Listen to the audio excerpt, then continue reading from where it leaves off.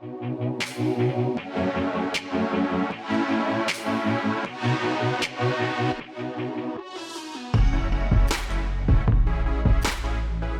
I imagine the future of mobility, if we want to think of it like that, on the one hand, it's really the product of engineering. Every engineer is really focused on designing something for future consumption. And so when we talk about the future of mobility, I think we're talking about the creative power of people who are designing these experiences coming to life for people. I agree with you that this experience world is key for the future of mobility, and that's a big challenge also for our engineers who are used to build products, to build technology, and actually innovation, and that's what we are doing in Software République, is also brought now by the experience, by the way you bring the technology to the market and the business model you are using, and it's not only technical parts.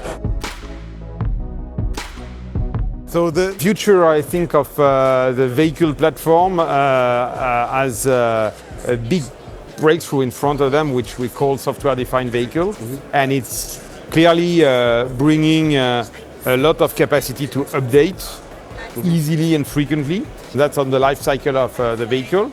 Also, clearly a security aspect and cyber-security aspect, and as well a modularity. So I think every car will be more and more differentiated, and we have to be able to trace that and to change that very frequently. That's also a benefit of software-defined vehicle. And I mean, you guys are doing quite a lot in circularity as well, right? So in terms of not just thinking about the longevity from an experience perspective, but even getting down to the material level with your refactory, for example.